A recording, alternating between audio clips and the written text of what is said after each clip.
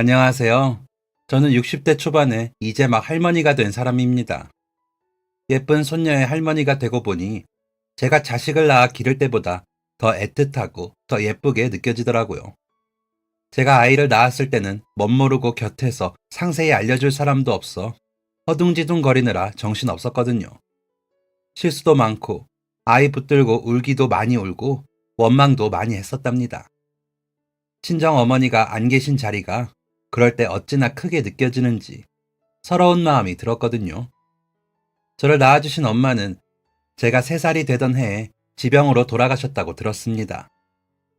엄마가 돌아가시고 아버지는 저를 혼자 키우시면서 외가 식구들과도 연락을 끊으셨다 하더라고요. 아버지 말로는 아무것도 없는 것들이 너 핑계로 드나들면서 어찌나 뜯어가려는지 내가 살 수 있었어야지 라고 했지만 아버지도 딱히 부유한 형편은 아니었던 것 같습니다. 학교에 가보니 아이들이 어찌나 고운 옷을 입고 오는지 창피해서 학교에 가기 싫었을 정도였거든요. 저희 반에 공주 드레스 같은 원피스를 입고 오는 아이가 하나 있었는데 그저 그 아이 곁에서 노는 것만으로 만족스러워 같이 어울렸습니다. 저는 그런 옷을 못 입어도 그 곁에서 보는 것만으로도 저까지 예뻐지는 기분이 들었거든요. 다행히도 그 친구도 저를 좋아해 주었고요. 그래서 같이 학교를 마치고 교문을 나서는데 그 친구 어머니가 기다리시더라고요. 씩씩하게 인사를 하고 웃는 얼굴로 바라본 그 친구의 어머니는 저를 위아래로 훑어보며 같은 반이니? 그래 가라 하고 그 친구를 휙 잡아 끌더니 너 친구 없어? 왜 저런 애랑 놀아 지저분하게. 저런 애랑 놀지 마 라고 하더라고요. 그때 받은 충격이 어찌나 셌던지 집으로 가는 길에 얼마나 울었는지 모릅니다. 그때 입은 옷이 제 옷 중에 가장 좋은 옷이었거든요. 초등학교 6학년짜리가 나름 열심히 챙겨 입은 옷인데 그 정성을 몰라주고 그런 취급을 하다니. 그 다음날부터 그 친구와 저는 놀지 않았습니다.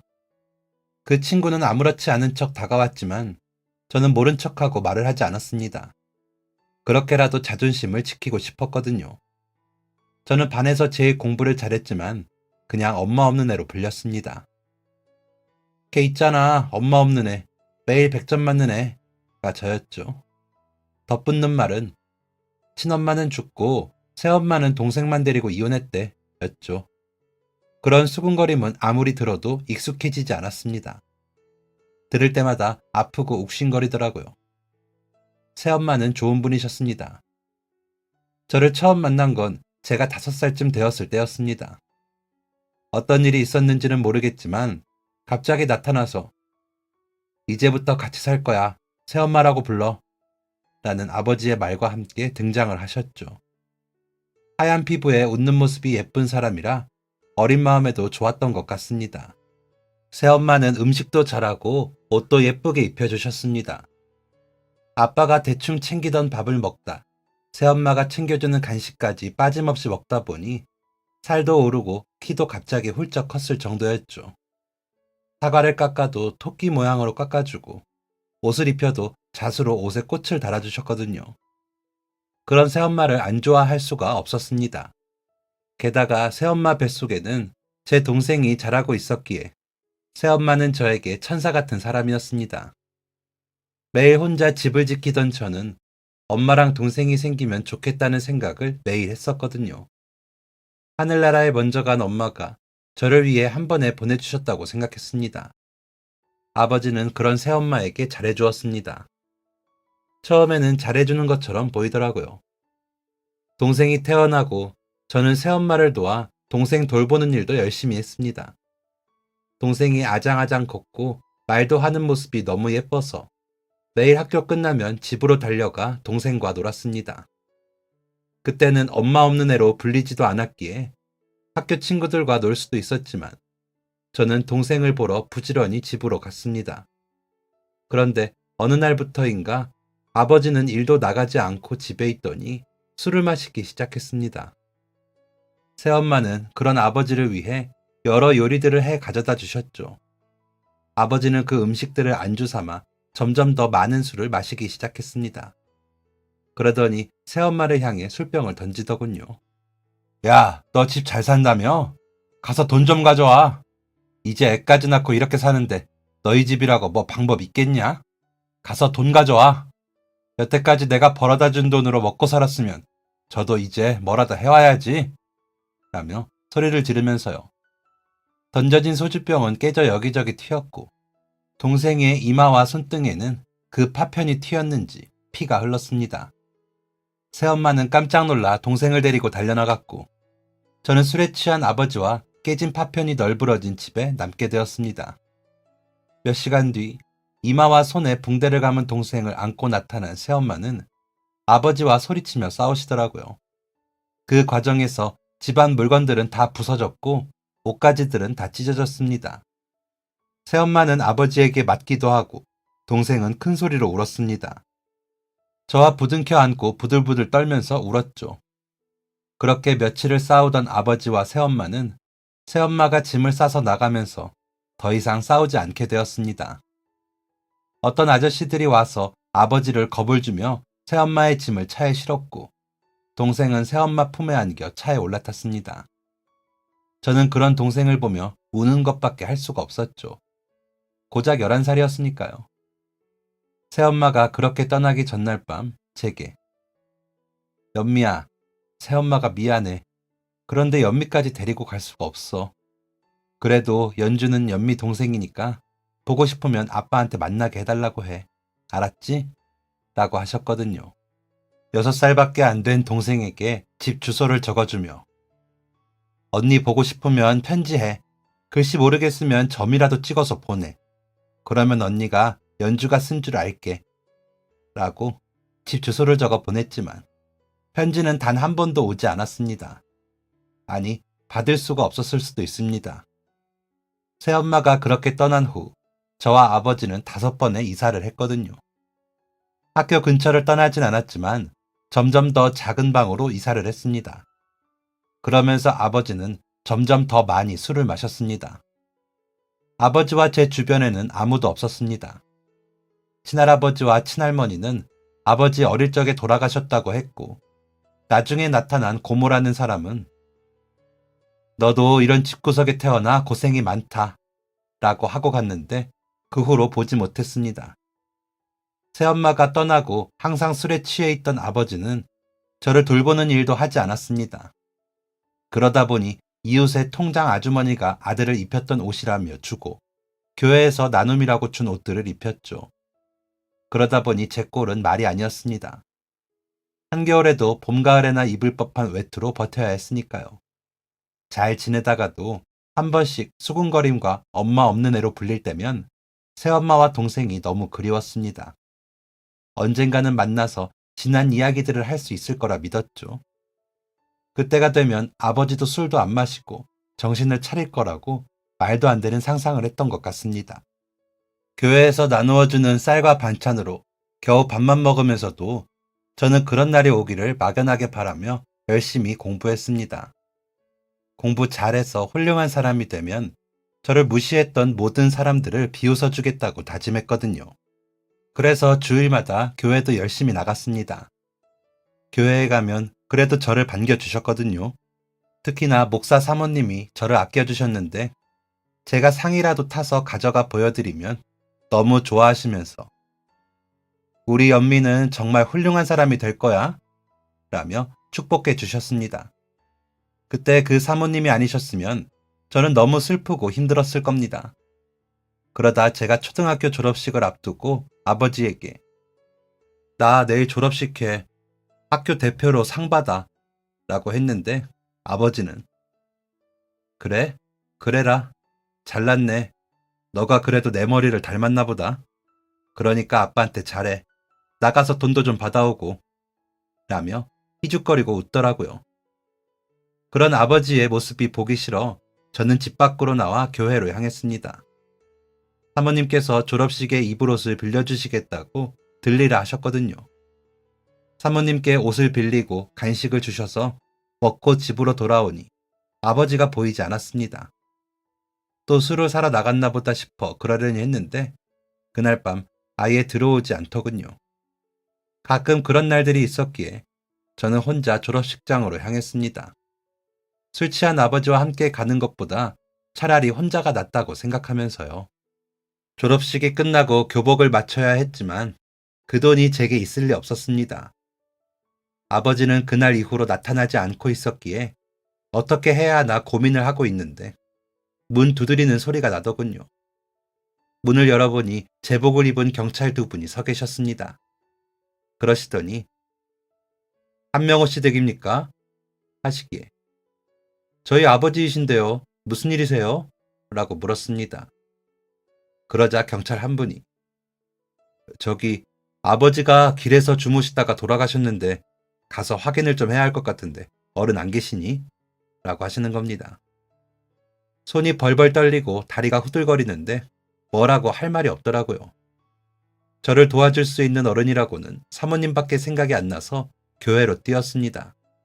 엉엉 울면서 나타난 저를 보신 사모님은 연미야, 무슨 일이야? 라며 물으셨고 아버지가 길에서 주무시다가 돌아가셨는데 확인을 하러 같이 가자고 경찰이 왔어요. 같이 좀 가주시면 안 될까요? 라고 울부짖으며 저는 말했습니다. 그러자 사모님은 저를 와락 안아주시며 가자 연미야, 내가 같이 갈게, 가자 라고 하시더니 저와 저희 집으로 가주셨습니다. 경찰차를 타고 동네에 있는 가장 큰 병원에 도착해 영안실이라고 쓰인 곳에 들어가 눈을 감고 있는 아버지의 얼굴을 확인했습니다. 여기저기 얼굴과 몸에 상처가 나고 피가 났지만 아버지가 맞더라고요. 잠을 자듯 꽁꽁 얼어 누워있는 모습이 무섭게 느껴져 뒷걸음질을 치자 사모님은 저를 안고 고개를 돌릴 수 있게 해주셨습니다. 사모님이 저를 잡아주시는데도 온몸이 부들부들 떨리는 것을 멈출 수가 없었습니다. 확인을 마치고 경찰은 사모님과 이야기를 나누더니 아버지의 장례가 치러졌습니다. 장례식장을 차리지도 않았고 화장터로 가 화장을 하고 근처 강에다 뿌리는 절차를 치르게 되었습니다. 저는 따로 상복을 입지도 않고 평상복을 입고 아버지의 유해를 강물에 띄어보냈습니다. 경찰이 아버지의 유품이라고 준 아버지가 입었던 옷과 신발을 강 둑에서 불에 태우고 집으로 향하는 버스를 탔습니다. 사모님은 그 과정 내내 제 곁을 지켜주셨습니다. 동네에 도착을 해서는 저를 사택으로 데리고 가 밥을 먹여주셨고요. 연세가 많아 할머니 같다는 생각을 많이 했었는데 그때는 정말 사모님이 저희 할머니였으면 좋겠다는 생각을 했습니다. 집으로 돌아와 방 한쪽에 쌓인 아버지의 짐들을 보니 다시 눈물이 터지듯 흘렀습니다. 작은 방을 반으로 나누어 한쪽엔 아버지 짐을 한쪽엔 제 짐을 정리해 두었는데 아버지 짐 쪽으로는 가지도 못하겠더라고요. 이제 저는 엄마 아빠가 다 돌아가신 애가 되어 고아라는 이름이 새로 생겼다는 사실이 너무 슬프게 다가왔습니다. 어떻게 하면 슬픔이 가실까 싶어 단어를 외우려고 단어장을 폈는데 아무것도 외워지지 않았습니다. 오히려 더 서러운 마음이 들어 명치 끝이 아파 웅크린 채로 울었습니다. 외로웠습니다. 그러다 문득 새엄마와 동생은 어떻게 지내는지 궁금해졌습니다. 학교가 끝나고 제가 불이 나게 집으로 달려오면 저를 향해 달려오던 동생의 미소가 너무 사무치게 그리웠습니다. 이름이라고는 한연주라는 이름 석자뿐인데 이 아이를 찾을 수 있을지 막연하게 느껴지더라고요. 그렇게 이틀인가 아무것도 먹지도 못하고 연탄불도 꺼진 집에서 멍하니 지냈습니다. 그러고 있는데 누군가 문을 두드려 나가보니 사모님이시더라고요. 그 뒤에는 중년의 여자 한 분이 서 계셨고요. 제가 어리둥절해 바라보니 사모님께서 연미야 인사해. 내가 잘 아는 교인이셔. 전에 사역하던 곳에서 함께 교회에 나가던 분인데 전부터 연미 이야기에 관심이 많으셨거든. 그래서 말인데 연미야. 이분이 연미를 입양하고 싶으시다는데 연미 생각은 어때? 라고 물으셨습니다. 저는 당황스러워 그분을 보았는데 그분은 제 손을 잡으시더니 전부터 사모님께서 너무 착하고 예쁜 학생이 있다고 하셔서 한번 보고 내가 도움을 주면 어떨까 했는데 아버님이 돌아가셨다고 들었어. 그래서 아예 우리 집으로 데리고 오는 건 어떨까 생각이 들어서 이렇게 찾아왔어. 곧 중학교도 가야 하는데 혼자서 어떻게 할 거야?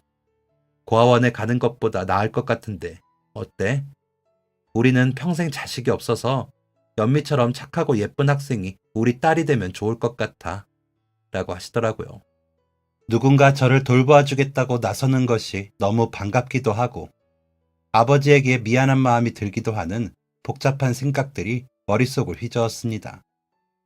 저의 대답은 너무나 당연하게도 가겠다는 대답이었습니다. 저에게는 선택의 여지가 없었거든요. 저는 중학교 입학 당일날 전학 절차를 밟아야 했습니다. 교문을 빠져나오면서 저는 더 이상 엄마 없는 애로 불리지 않아도 된다는 사실에 안도하기도 했던 것 같습니다. 양부모님들은 좋으신 분들이셨습니다. 예쁘고 깨끗하게 꾸며놓은 제 방은 누구에게라도 자랑하고 싶은 정도였고 일부러 저를 위해 낯선 동네로 이사까지 하시며 불편하지 않게 해주셨습니다. 처음에는 혹여나 나를 식모처럼 부리지는 않을까 눈치도 보았지만 몇 개월이 지나자 그런 분들이 아니라는 것을 깨닫고 편해지기 시작했습니다. 제게 필요한 것은 모두 지원해 주셨고 저는 그런 양부모님을 실망시키지 않기 위해 전보다 더 열심히 공부했습니다. 더 이상 저는 헌옷을 입지 않았고 저를 위한 새 책, 새 가방, 새 문제집들이 있었기에 공부가 더 잘 되기도 했습니다.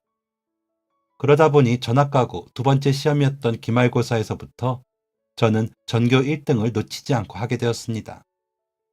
양어머니는 너무나 환히 웃으시면서 엄마는 우리 연미가 너무 자랑스러워. 어쩜 이렇게 예쁜 아이를 만나게 해주셨을까? 그래도 너무 공부만 하느라 아프면 안 되니까 너무 무리하지 말고. 알았지? 하셨습니다. 진심이라는 게 느껴질 만큼 따뜻하게요. 양아버지는 성적표가 나올 때마다 꽃다발을 사오셨는데 우리 연미의 노력을 이 향기로운 꽃 말고 무엇으로 축하를 하겠니? 뭐 갖고 싶은 건 없어? 아빠가 다 해줄 테니까 말만 해. 라고 하시며 기뻐하셨습니다. 소공녀처럼 머릿속으로만 상상하던 부모님을 만난 저는 행복했습니다. 그러면서도 돌아가신 아버지와 새엄마, 동생과 이런 가정에서 살았다면 얼마나 좋을까 하는 아쉬움도 있었습니다. 욕심이었죠. 뒤늦게라도 그런 풍요롭고 다정한 부모님을 만난 것에 감사하면서도 동생이 너무 그리웠습니다. 피부치에 대한 애틋함을 느끼지 못했던 제가 처음으로 느껴본 피부치라는 존재였기에 그런 건지 그 애착이 상당했던 것 같습니다. 저를 향해 언니! 하고 달려와 안기던 그 작은 아이가 저는 너무나 그리웠습니다. 제 무릎에 올라앉아 책을 읽어달라 조르고 함께 그림을 그리며 놀던 그때가 제게는 가장 행복한 어린 시절이었으니까요. 하지만 그 아이를 어떻게 찾아야 할지 엄두도 나지 않았습니다. 새엄마가 어디로 갔는지도 모르고 동생이 편지를 썼는지도 모르니까요.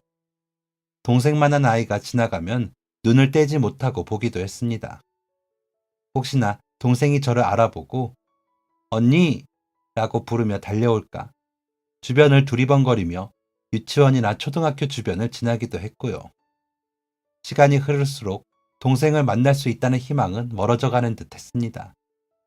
그래도 언젠가는 만나겠지 하는 희망의 끈을 놓지는 않았죠. 그 마음은 놓지 않은 채 저는 제자리에서 열심히 지냈습니다. 여전히 공부는 열심히 했고 양부모님은 저를 위해 뭐든 아끼지 않고 지원해 주셨습니다. 그리고 점점 더 기대를 하셨죠. 제가 고등학교에 가던 해에 양어머니께서 연미야, 엄마는 연미가 의대에 가서 의사가 됐으면 좋겠어. 하얀 가운 입고 진료 보는 의사 선생님 너무 멋지잖아. 라고 하시더라고요. 저는 네, 열심히 해서 꼭 의사 선생님이 될게요. 라고 대답을 하고는 정말로 해내기 위해 열심히 공부를 했습니다. 고등학교 3년 내내 하루에 3시간 이상은 자본 적이 없을 정도로 공부를 했죠. 내심 정말 의사 선생님이 되면 새엄마와 동생이 저를 찾아올지도 모른다는 생각을 했습니다.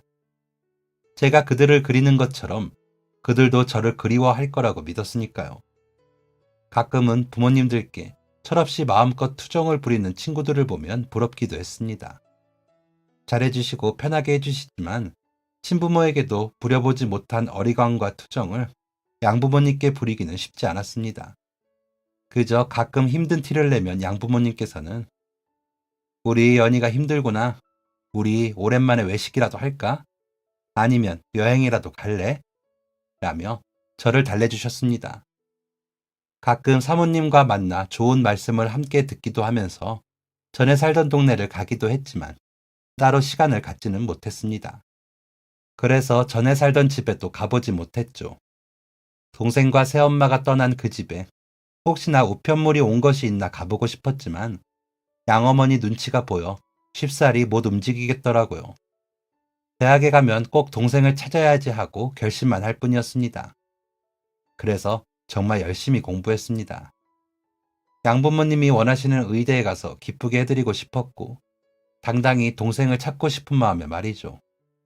그렇게 3년을 열심히 한 결과 저는 정말로 꽤나 유명한 의대에 입학할 수 있었습니다. 양부모님은 학교 앞 골목에 현수막을 거시며 저를 자랑스러워 하셨습니다.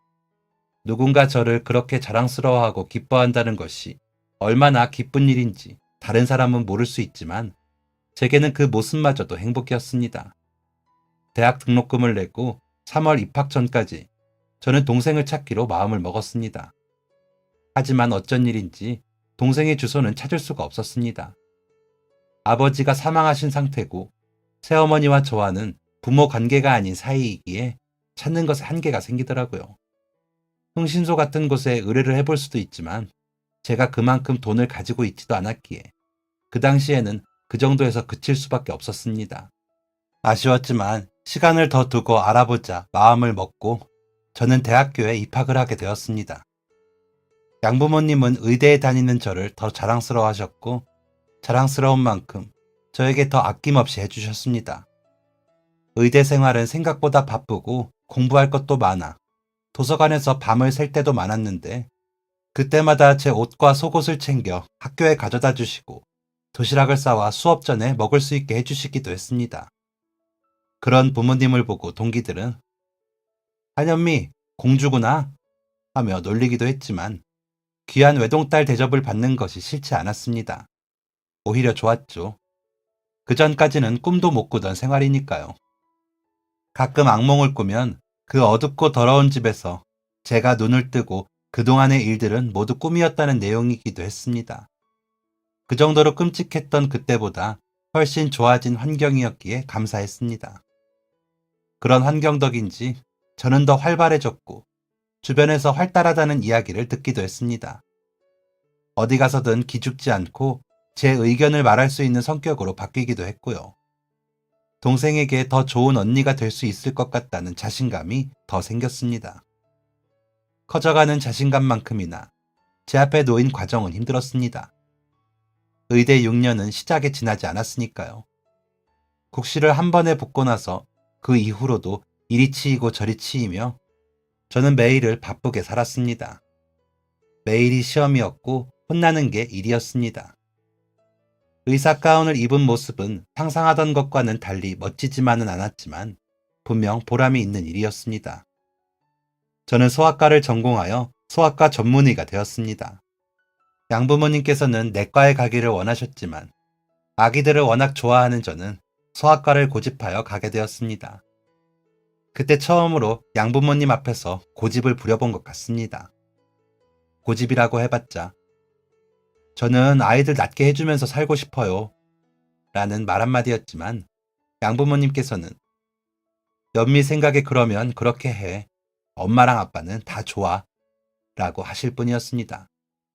펠로우가 될 때까지 연애는커녕 소개팅도 제대로 못 해봤지만 결혼을 할 생각은 없었는데 양어머니께서 나 아는 사람이 선자리를 물어보네. 한번 나가서 얼굴이라도 볼래? 우리 집 사정은 미리 이야기했대. 라고 하시는데 이분들이 뭐가 부족해서 이렇게 애를 태우고 눈치를 보시나 싶어 나가기로 했습니다. 작은 회사를 운영한다는 남자는 집안에 의사 하나쯤 있으면 좋다고 어른들이 만나보라고 하셔서 나왔습니다. 생각보다 미인이시네요. 라며 멋쩍게 웃더라고요. 그래서 입양된 아이들은 코가 둘이거나 눈이 하나여야 하나요? 라고 물으니 아니 그게 아니고요. 기분이 상하셨다면 죄송합니다. 라면서 사과를 하더군요. 사과를 하는 그 모습이 나쁜 사람 같지는 않아 그저 시간이나 때울 요량으로 편하게 대화를 했습니다. 특정 주제가 있는 것은 아니었지만 생각보다 대화가 잘 통했고 학교 다닐 때 공부는 잘 못했다는 그 남자는 의외로 상식이 많아 이런저런 주제의 대화를 잘 이끌어갔습니다. 그 사람과 하는 대화가 재미가 있다고 느껴서인지 다음에 또 보자는 그 남자의 말에 그러자고 답을 했죠. 그렇게 몇 번 만나다가 양가에서 결혼을 추진하셨고 저는 소아과를 개원해 주신다는 약속을 받고 결혼을 하게 되었습니다.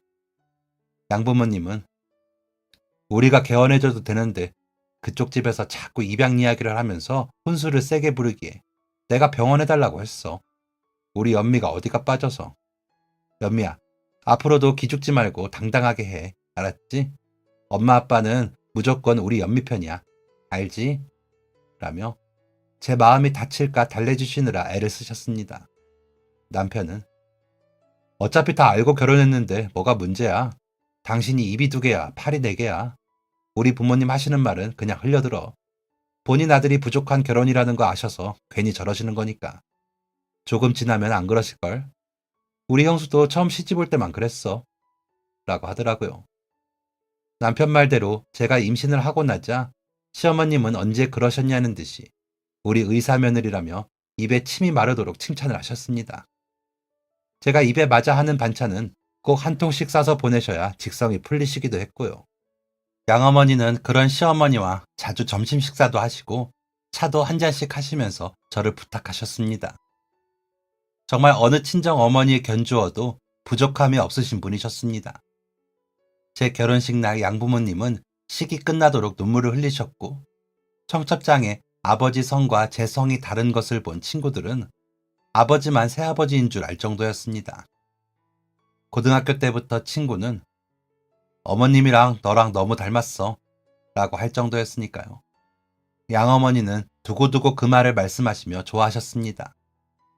그런 양부모님께 너무 감사했고 행복했습니다. 제가 받는 사랑이 너무 넘치고 있다는 걸 충분히 느낄 정도였으니까요. 그 사랑 덕에 저는 모나지 않게 잘 클 수 있었고요. 그러면서도 동생이 그리웠습니다.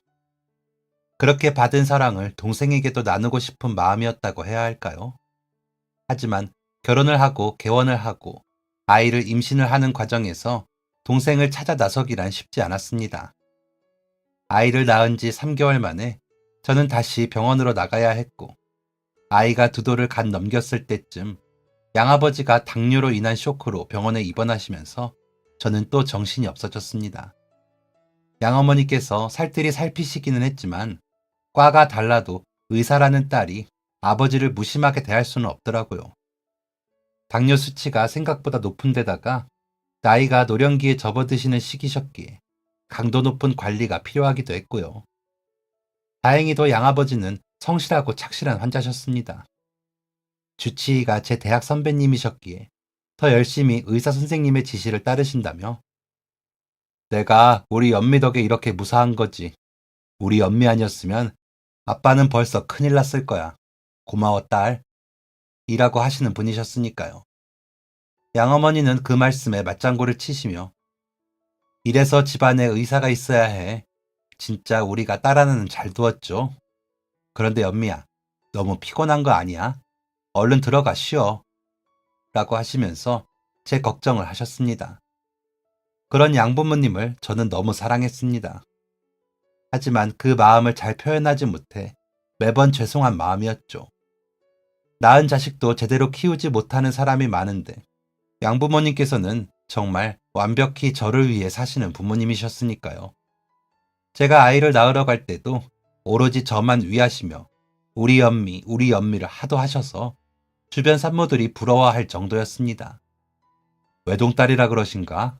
어머니 아버지가 진짜 딸밖에 모르시네요. 우리 엄마도 좀 보고 배우셨으면 좋겠어요. 라는 소리도 들었거든요. 양아버지는 아이도 보지 않으시고 제게 오셔서는 아이고 우리 딸 얼굴 상한 것 봐라. 고생했다. 고생했다. 하시면서 제 손을 잡으셨거든요. 양어머니는 아이를 보고 오셔서는 우리 연미랑 쏙 빼닮았다. 너무 예뻐. 너무 예뻐. 우리 예쁜 연미 닮아서 너무 예뻐. 라며 우셨습니다. 그렇게 완벽한 친정 부모님이신 양부모님을 저는 점점 더 의지했고 사랑했기에 연세가 드시면서 아프시는 게 너무 속상했습니다. 그래서 제가 할 수 있는 한 부모님을 위해 모든 것을 했습니다. 의료 케어도 꼼꼼히 받게 해드렸고 실천하실 수 있는 운동이나 식단들을 짜서 지키시게 하고요. 시부모님께도 해드렸지만 마음은 아무래도 친정 쪽에 더 가긴 하더라고요. 그러다 보니 바빴습니다. 둘째까지 낳아 기르면서 양가 부모님들 케어까지 해야 했고 병원 운영도 하다 보니 정말 눈코 뜰 새 없을 지경이었습니다. 그러다 보니 점점 동생을 찾아야겠다는 의지를 실천하기는 어려워지더군요. 그렇게 정신없이 살다 여유가 생겼을 때는 양아버지가 돌아가시고 시어머니가 돌아가신 다음 해에 저희 둘째까지 졸업을 한 후였죠. 병원은 제법 규모가 커져 방사선실까지 갖추게 되어 페이닥터 선생님 두 분을 모시는 정도가 되어 여유가 생기기는 했고요. 그러고 나니 저도 중년의 여자가 되었더군요. 남편도 처음 만났을 때와는 다르게 배도 나오고 머리숱도 적어진 중년의 남자가 되었고요. 사업하느라 정신없이 살던 때보다는 여유가 생겼지만 여전히 바쁜 사람이라 같이 밥 먹는 게 데이트였죠. 아이들은 바쁘다는 핑계로 해준 것도 없는데 잘 자라주어 제자리에서 제 역할을 다 해주고 있었고요.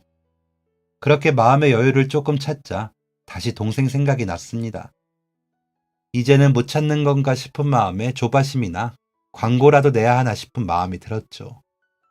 하지만 어린 시절 같이 찍은 사진도 없고 그 아이에 대해 아는 거라곤 새어머니 이름과 이마와 손등에 난 상처뿐이라 어떻게 찾아야 하나 고민만 하고 있었습니다. 이런저런 생각들이 깊어 제가 주의를 기울이지 못했는지 화장실에 가다가 넘어지고 말았습니다. 모두가 퇴근한 후라 바닥 청소를 하시느라 거품을 풀어놓으신 걸 제가 못 보고 들어가다 그런 것이었죠. 다행히 주변을 잡고 미끄러져 크게 다치지는 않아 일어나 옷을 터는데 어머나 괜찮으세요? 죄송합니다. 안내문을 붙이고 했어야 했는데 제가 마음이 급해서 죄송합니다. 라며 청소하시는 분이 오셔서 머리를 조아리시며 인사를 하시더라고요. 그래서 아닙니다. 제가 딴 생각하느라 못 보고 들어오면서 그랬어요. 괜찮습니다. 하고 웃고 있는데 한현주 씨 무슨 일이에요? 라며 관리하시는 직급으로 보이는 분이 들어오시더라고요. 한현주? 연주? 하고 그분의 얼굴을 보니 이마에 작은 상처가 보이더라고요. 그래서 혹시 어머님 성함이 어떻게 되세요? 라고 물으니 네? 무슨 일로 그러시는데요? 라고 되묻기 혹시 홍숙희가 어머님 성함 아니세요? 라고 되물었습니다. 그러자 그분의 눈이 동그랗게 커지더니 어떻게 하셨어요? 라며 떨리는 목소리로 답을 하더군요. 나 연미 언니야. 연주야, 언니 못 알아보겠어? 라고 손을 잡았습니다. 그제야 동그래진 눈에는 눈물이 그렁그렁해지더니 연미 언니? 엄마가 말하던 그 언니요? 제가 기억이 나세요? 라며 묻더군요. 그럼 기억이 나지. 왜 안 나? 언니가 너랑 헤어질 때 주소 써주면서 편지하라고 했던 말 기억 안 나? 이마의 상처도 아버지가 라고 하자 연주는 그 자리에 주저앉아 엉엉 울기 시작했습니다. 한참을 울던 연주는 엄마가 돌아가시기 전에 언니 이야기 많이 했어요. 언니 찾으라고. 아빠랑 그렇게 헤어지고 엄마도 고생 많이 하셨어요. 라며 눈물을 닦더군요. 주변에 눈들이 있으니 일 다 마치면 병원으로 와. 기다릴게. 하고는 제 진료실에서 동생을 기다렸습니다. 기다리는 동안 가슴이 뛰는 게 터질 것 같다는 말이 딱 맞더군요. 남편에게는 미리 전화를 해서 아무래도 동생을 찾은 것 같아. 맞나 확인을 해봐야 하고 맞다면 이야기 좀 나누어야 해서 늦을 것 같아요. 라고 했더니 뭐? 동생? 갑자기? 어디서? 라고 물어 나중에 다시 말하기로 하고 전화를 끊고 동생을 기다렸습니다. 한참을 기다리고서야 동생은 저를 만나러 올 수가 있었습니다. 매일 이렇게 끝나는 건 아니고 오늘처럼 대청소 있는 날만 이래. 오래 기다렸죠? 라며 들어오는데 동생이 어릴 적 멋쩍으면 짖는 표정이 엿보이더라고요. 그리고 손을 잡으며 보았더니 손등의 상처는 이마보다 더 선명히 보였습니다. 상처를 살피니 동생은 웃더라고요. 언니, 이렇게 보는 모습이 기억나는 것 같아. 학교 끝나고 나랑 놀아준다고 헐레벌떡 뛰어오고 그랬잖아. 그런 건 기억나. 하면서 씁쓸한 표정을 짓더라고요. 아버지는 그러고 정신 좀 차리셨나 봐. 언니 공부해서 의사 선생님 된 게 잘 지내셔? 라고 묻기에 너랑 엄마 그렇게 가고 나서 몇 년을 술만 드시더니 길에서 주무시다 돌아가셨어. 나 중학교 가던 해에. 다행히도 평소에 날 돌봐주시던 교회 목사 사모님이 양부모님을 소개해 주셔서 입양을 가서 잘 지냈지. 그 덕에 이렇게 의사도 되고 라고 했더니 동생은 또다시 펑펑 울더라고요. 한참을 울더니 엄마가 참 남자 복이 없어. 아버지랑 헤어지고 얼마간은 외갓집에 살았어. 나도 그때 알았지만 외갓집이 형편이 좀 좋더라고. 그런데 나랑 엄마랑 얼마나 구박받았나 몰라. 외할아버지가 가서 나 죽어오라고 매일 소리 지르고 엄마는 안 된다고 울고 삼촌들은 정말 나 어디 보내려고 알아보고 그래서 엄마가 나 데리고 나와서 식당에서 일하면서 먹고 자고 했는데 거기서 만난 남자랑 또 살림 차렸다가 헤어지고 외갓집 갔다가 또 나왔다가 또 다른 남자랑 살림 차리고 그랬어. 그러다 외할아버지 돌아가셨다고 그래서 갔는데 삼촌들이 재산 다 나누고 엄마는 빈손으로 쫓겨났지. 그 후로는 또 남자 만나고 헤어지고 그렇게 맞아서 헤어지면서도 남자를 또 만나더라. 그러다가 병에 걸려서는 언니 이야기하면서 찾으라고, 언니니까 찾으라고 라며 동생은 울었습니다. 그때가 내 나이 20살이 넘어서인데 내가 배운 것도 없고 언니 이름밖에 모르고 엄마가 살림 차리면서 혼인신고도 몇 번인가 해서 아버지가 몇 번을 바뀌고 그래서 못 찾겠더라고. 내가 못 찾은 건지 엄마가 언니한테 많이 미안했어요. 그렇게 두고 와서 엄마가 벌 받는 것 같다고. 언니가 엄마 엄청 따르고 나도 잘 봐주고 그랬는데 그 어린 걸 놓고 와서 미안했다고. 나는 동생의 말을 듣는데 저도 눈물이 났습니다.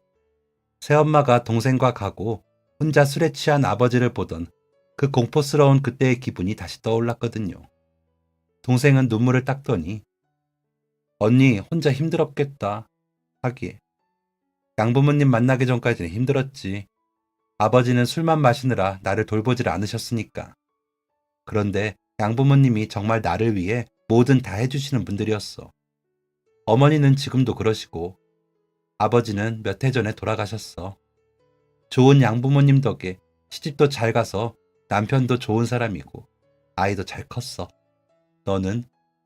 이라고 묻자 난 결혼도 안 했어. 엄마 보고 너무 지겨워서 연애도 안 하고 혼자 살았어. 그런데도 먹고 살기 어렵더라. 어릴 때 하도 전학 다니고 그래서 그런가 공부도 잘 못했어. 그러다 보니 배운 것도 없고 이 일 저 일 하면서 먹고 사는 거야. 진짜 언니한테 너무 부끄럽다. 언니는 너무 잘 살았는데 나는 이게 뭐야? 하면서 고개를 숙이더라고요.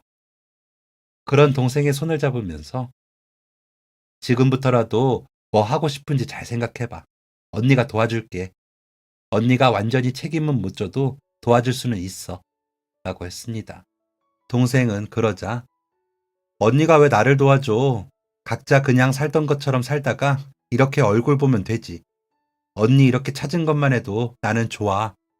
내가 세상 천지에 의지할 데가 하나도 없었는데 언니 찾은 것만 해도 그게 어디야? 라며 다시 눈물을 닦더라고요. 그러더니 아 맞다. 언니 유전자 검사인지 그것도 해보자. 확실하게. 이러다 아니면 어떻게 해? 라며 웃더라고요. 저는 동생이 확실하다고 확신을 했지만 그래도 동생과 확실히 형제간이라는 증명서를 남기고 싶기도 했습니다. 호적도 정리를 해야 했지만 일단 그게 제일 확실해 보이기도 했고요. 그래서 머리카락과 입안 세포를 채취해 담아 의뢰를 맡겼습니다. 그리고는 결과가 나오는 대로 확인을 하고는 먼저 저희 양어머니께 인사를 시켰습니다. 그간의 일들을 미리 말씀을 드렸더니 만나고 싶다고 하시더라고요. 그러더니 우리 연미 동생이면 내 딸이나 진배 없지. 앞으로 친정엄마 그리우면 와서 놀다 가요. 내가 우리 연미 잘할 때 이야기해 줄게요. 라며 손을 잡고 이야기를 해주시더라고요. 동생은 그런 양어머니 손을 잡고 울면서 감사합니다. 감사합니다. 하더라고요. 남편과 아이들은 갑작스러운 처제와 이모의 등장에 놀란 눈치였지만 제가 간간히 이야기했던지라 반겨주었습니다. 동생은 제 가족들을 만나보더니 언니가 생각보다 더 잘 지내서 내가 마음이 너무 좋다. 언니, 내가 언니한테 피해 안 끼치게 더 잘 살도록 노력해볼게. 라며 또 눈물을 흘리더라고요. 그런 동생에게 거봐, 언니는 잘 지내. 그러니까 너가 도움이 필요하면 언제든지 말해. 언니가 도울 수 있을 만큼 도울게. 라고 했지만 여태까지 동생은 제게 도움을 청하지 않았습니다. 한 가지 도움이라면 간호조무사 자격증을 뒤늦게 취득해 저희 병원에서 일을 하고 있지요. 낙하산이긴 하지만 일한 지 5년이 넘도록 저희가 자매인 걸 직원들은 아무도 모르니 괜찮지 않나요? 동생이 일한 이후로 병원 분위기가 더 좋아졌다는 이야기가 들리는 것으로 보아 제가 도움을 받는 쪽인 건 확실합니다. 비록 함께 자란 어린 시절은 짧았지만 그리워한 시간이 길어서인지 함께하는 시간이 즐겁기만 합니다. 양어머니 모시고 함께 외출할 때는 더 든든하기도 하고요. 남편은 그렇게 그리던 동생을 찾은 후로 제 얼굴이 더 환해졌다며 좋아하더라고요. 아이들은 이제는 이모 선물도 챙기기도 하면서 잘 지내주어 고마울 따름입니다. 동생은 못다한 이모 노릇한다고 이것저것 챙겨줘서 제가 할 일이 없을 정도이고요. 이렇게 가족이라는 존재는 마음을 채우는 사람들인가 봅니다. 더 나이가 들면서 그 채워짐이 더해지겠지요. 그렇게 서로를 채우고 따뜻하게 기대어 살다 떠나고 싶은 게 요즘 제 바람입니다. 욕심일까요? 여러분들도 곁에 계신 가족들이 얼마나 소중한 존재인지 잊지 마시고 말 한마디라도 따뜻하게 하시며 사시길 바랍니다. 그 따뜻함이 결국엔 스스로를 채우는 거더라고요. 저의 긴 이야기 들어주신 여러분께 감사 인사를 전하며 이만 글 줄이겠습니다. 지금까지 사연 들어주셔서 감사합니다. 사연이 재밌으셨다면 구독과 좋아요를 눌러주세요. 감사합니다. 안녕히 계세요.